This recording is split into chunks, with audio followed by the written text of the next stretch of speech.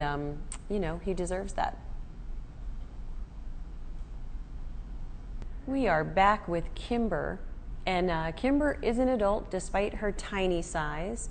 She is has a very cute little curled over ear. I'm not sure how that happened, probably sometime in her past that we don't know about. Could have been an injury, or she could have been born that way. And as you can see, Kimber is a brown tabby. She's making biscuits on Randy's lap, and he said when he went to get her out of the cage, she ran over to her dish to eat.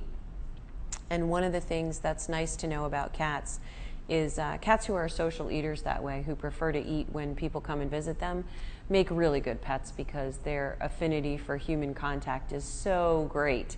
They like people enough that it makes them feel like eating. You know, people like that. They like to go out to restaurants and happy hour and whatnot and have company when they're having dinner.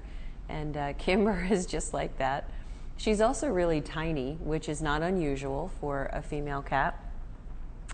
And she is between 1 and 2 years old. We're not exactly sure because we found her, or we didn't find her, but someone found her and brought her in. And when people find cats that are this friendly, they assume they belong to somebody, and if they bring them to the shelter, that person can find them. And that can work out because we had a little brown tabby named Max that was found in the Walmart parking lot. Someone brought him in, and his family had been looking for him for 3 months. And then we had another calico kitty, Iverson, 12 years old, declawed, laid on the deck frequently and came right back in. Well, she disappeared last fall and was gone all winter. And she turned up after like 12 weeks or so. So a friendly cat that belongs to someone actually is very likely to be reunited with their owner if they come here. But our problem is that many of these friendly cats don't actually have one owner. They have a few houses where they hang out. Those people don't really believe they're the owners because the cat's gone for days at a time. Sometimes they put food out. So this time of year, it's really important to keep your eye out because unspayed females are having kittens.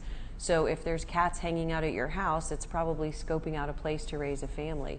So it's a good idea to you know, keep your eye out and see if they are going somewhere else, if they do have a family. But if not, then there are a couple things you can do. Number one, you can rent a trap from us, trap the cat, and bring her in here, or him. The reason that is obviously the legal solution is because if the cat has no owner, then he or she's in a little bit of danger being on their own. However, there are other things that you can do. You can put up signs, see if you can find the owner yourself. You can picture them on the Lost and Found Pets page on Facebook. We don't run that page, but Sherry, who runs it, looks at it every day and is very active in trying to match up people and their pets. She has made a lot of matches.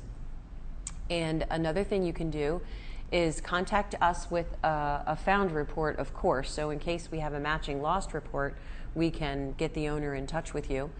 And the other thing that you can consider after waiting enough time to try to find the owner, notifying us, putting up posters, is if you want to spay or neuter the cat, there are low-cost options. U2SA, Animal Welfare League, the Humane Society, they all have programs to help you pay for it in some cases, pay for it in full. And then you can become responsible for the kitty. The reason I recommend that when you can do it, when you know you can't find the owner and you've made a great effort, and when you are willing to care for the cat for the rest of her life, is because a lot of the cats that come here are not able to settle into the shelter regimen. So for example, they can't live in a cage, or they are afraid of us, and then we're not able to find them a new home. That is not the case with Kimber. She is easy to take care of, and she